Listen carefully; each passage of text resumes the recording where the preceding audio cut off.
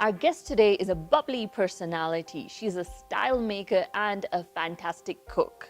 She really knows how to tell her story, whether it's on Instagram or over a conversation when you're having a wonderful meal with her. Yes, I'm getting hungry too. I really want to know what makes this awesome lady love what she loves to do.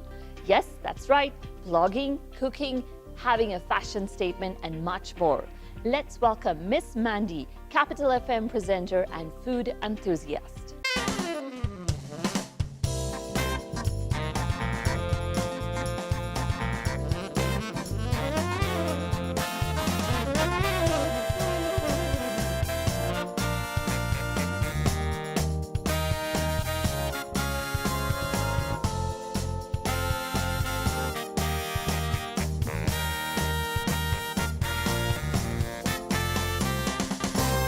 Welcome to the show, Miss Mandi. Thank you so much for having me. You're looking lovely. I'm going to ask you your style statement shortly, but Okay.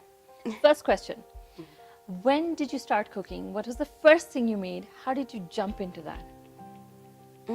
I've always just been like a huge fan of like hanging out in the kitchen, especially with my mom. The one meal that I made that's actually memorable to me and to like a lot of my family members is when I made tripe, which is also known as matumbo. I think I was like 11 years old and the power had gone out, but I remember my uncle was like, who made this? It's so good. I still remember that feeling that I had on the dinner table when I made that first meal. So which is your power meal now, the one that everybody's a fan of right now? Wow. Okay, a lot of people really love my chicken wings because I make them in different kinds of ways, from chipotle to lemon pepper to the classic. But I think it's just because I add my own twist in terms of like I make my own barbecue sauce from scratch. So yeah, I'd say chicken wings is like my most popular thing when I meet my friends. Yeah. Are you a big fan of master chefs, or who do you look up to when you're thinking about, I want to be a really good cook? So interestingly enough, I'm not keen on like being a chef. I'm more or less keen to being a creative in the food space. Okay. So everything from a food stylist to a food consultant to basically elevating how your aesthetic of like, let's say your restaurant The would look like. experience. Yes, the experience. So who would I say I really look up to? I really love Jamie Oliver. Like his food tube is so exciting. I love that he has personality, he's different, he's fun. I would also say I really love Chef Risha. She is, a lot of people say she's like an extension of me. She adds like a lot of sexual innuendo to food, and I do that as well, so I really enjoy her. So you're making food with a lot of love and passion. Where is that all coming from? I mean, I believe eating good food is a great form of self-care. So why wouldn't you want to nourish your body with something delicious to eat? And you know, you want to be like, this is so memorable, I want to make it again. So the passion really just comes from the fact that I really enjoy food. And then I think I know by extension, I come from a very creative family. And my father has always told me food is art. So as a result, here I am just enjoying food as art. And where are you getting the knowledge from? Or is it that you like playing host and then you're picking up on the feedback? I mean, it's a balance of playing host and traveling a lot. And I think I can really contribute to the fact that my parents being from two different countries has really helped. My dad is a very great cook with Kenyan cuisines and like Shali cuisines as well, while my mom is Rwandese, so she's very good with like Rwandese cuisine or West African dishes. So I was really exposed to like a great palate from a really young age. So I'd really have to say those two things. And then as you continue hosting, I've hosted friends from different parts of the world. So as a result, I've picked up things from them and I've learned new things. So yeah, that's it. What's the hardest part when you're cooking for, let's say, a group of 5 people? I'll pick your best friends. What's the hardest part? I really have come to realize I enjoy spicy food. So now I've had to like take that away. The hardest part is actually just doing the dishes. I do not have a live-in house help. I do not have somebody who helps me to do prep. So those are the most toughest things. The cooking part is enjoyable, yeah. So coming back to your fashion and style statement, where's this coming from? Who's Miss Mandi? Who is Miss Mandi? So which one would you like for me to answer first? My style statement or who Miss Mandi is? Because I feel like they're two different Let's go with who's Miss Mandi, and then I'm sure we're going to end up with The Your style style statement. statement. Okay, so who is Miss Mandi? Miss Mandi is creative, assertive, go-getter, and did I mention assertive? Because I'm very Yes. assertive. And an overthinker. I hate that I overthink things, but I would describe myself like that. When it comes to my style, I would say I go with the flow of the mood. So I'm really loving the fact that I'm back in the gym. So I'm like back to wearing the clothes that I've always wanted to wear. And I really love my body. So I want to highlight the best parts of my body. So to describe my style is I highlight the best of myself. All the young people who are watching the show right now are seeing you reach success levels as far as sharing your Instagram stories and having your own website and everything. How did that journey begin, and what are some of the challenges you faced so far? So when I got back home and I really started picking up on radio, I got attacked for everything. My accent, how I looked, or anything. Like anything I would post, there would be some hateful comment. And home we're calling Kenya. Yes, home calling Kenya. So I'd always get attacked for that. But since the fact that I really enjoy cooking and I really enjoy good food, I started to like put the food to look good. Yeah. Because then I would post a picture, right? Yeah. Because I would say, if they can attack me for anything, but they can't attack my food because it looks good. So that's where it started. Then one day I was like, oh, let me just open up an Instagram account. But I still wasn't as confident, funny enough. So I had it private for a really long time. And then one day my girlfriend looked at me and she was like, are you gonna take this thing seriously? Because you're actually like so good at it. So the more and more I hung out with my friends who were taking risks in life, they encouraged me to take this risk of like, just start. Just because I started as a hashtag, just Miss Mandi Sarro. If I was to take back the story for a little bit back, I was out with a couple of friends. They all crashed at my house. The next morning I woke up, threw some chicken in the oven. I had marinated it. I took a picture and I posted it and I used the hashtag Miss Mandi Sarro. It was never planned. This is clearly something that was like innately what I wanted to do.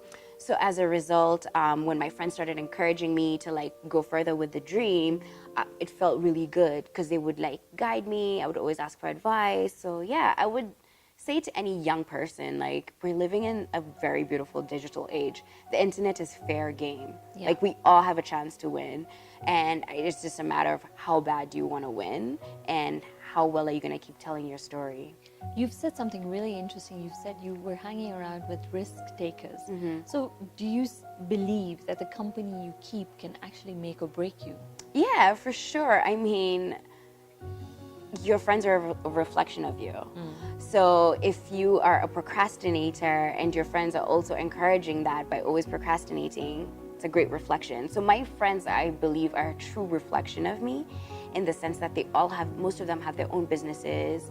A lot of them are traveling with even what they do, and a lot of them are passionate about what they do. So my friends are a great reflection of me.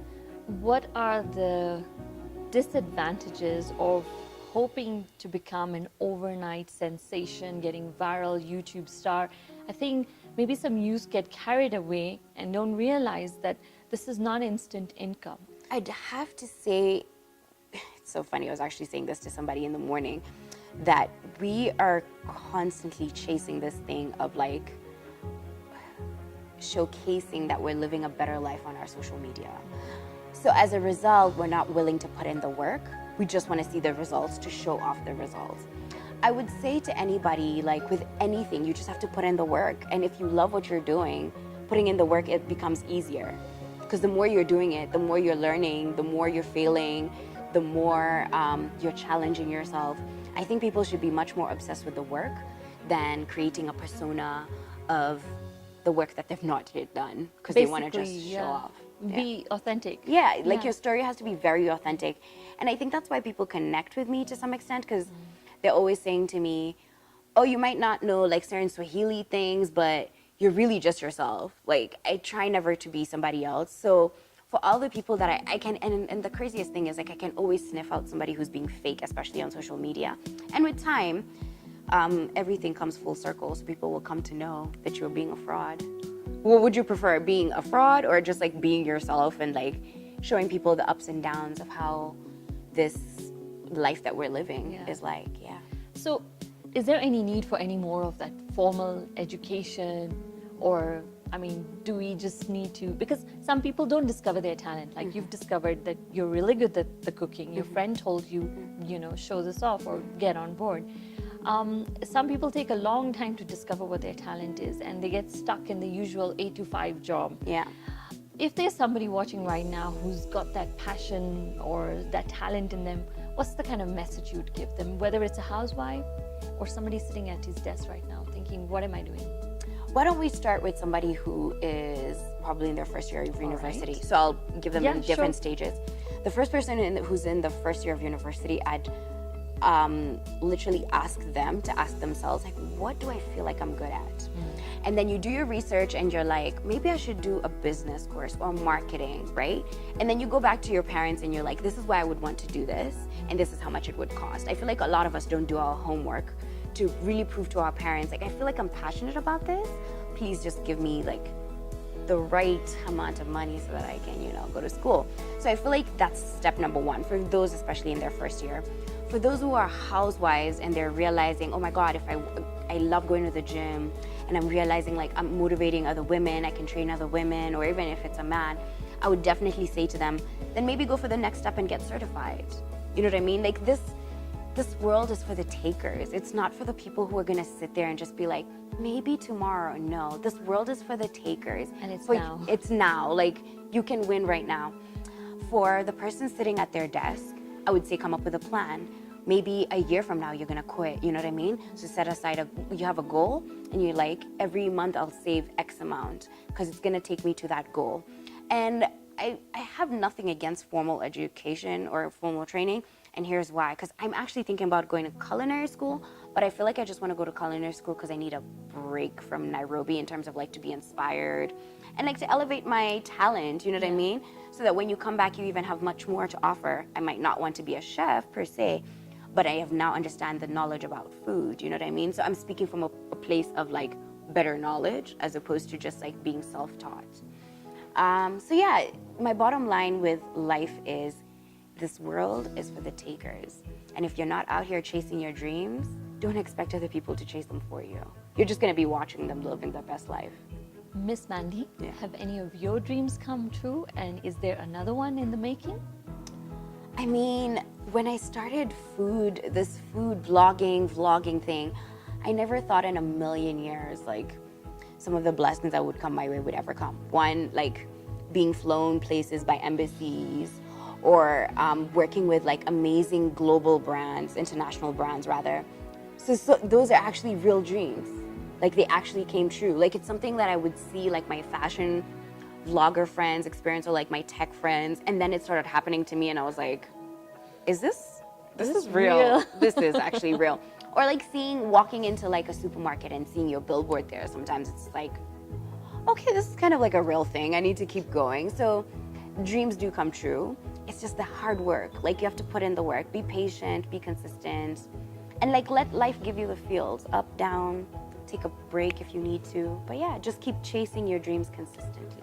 A sneak peek of the future from you? So I'm very conflicted on that, because I believe in speaking of things into existence, but at the same time too, I'm like, do you want to tell people your next chess move?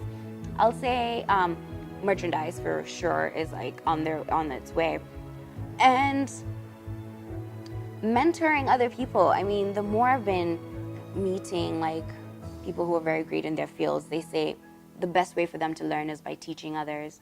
So I would like to teach others. I'd like to host, like, you know, a supper club.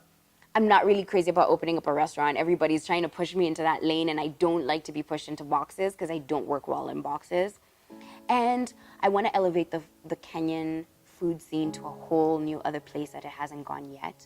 And that's why I'm really focusing on food styling at the moment. Yeah. So finally, the question, what has been your crossover moment so far professionally? My crossover moment was when I unlocked my Instagram account, and I just shared consistently great creative content that I'm obsessed about, that led for more doors to be opened. But then at the same time too, I can't discredit what radio has done for me, in the sense that my greatest crossover moment, I think right now, was definitely when I got hired by Capital FM. Because Capital is being has been looked at as a very great, reputable station. So by affiliation, people really respect what I do. So I just love that those two have been able to merge together. And I love that when people mention Miss Mandi, they think of food, they think of radio, and they think of the Throwdown Queen. That has been a crazy crossover moment. I love your journey, and I Thank want to you. see what happens next. It feels like pressure. Yes. I'm looking forward to seeing where I'm going to go next too as well. Okay. Yeah. We wish you all the very best. Thanks. Thank you so much for having me. And I just want to say, for those of you who are watching this, make sure you like, comment, subscribe, and leave a great comment below for her. Like, I always encourage it. So I know this is your channel, but I Thank took you. over. You're most welcome. Thank you as well. When you love what you do, everything is so easy. Thanks for watching this inspiring story of Miss Mandi, and keep it here next time to watch another such Kenyan story. This is Crossover with me, Harleen Jabbal. Make sure you follow us on Facebook, Twitter, Instagram, and don't forget to subscribe to our YouTube channel. See you next time, Connecting Brands.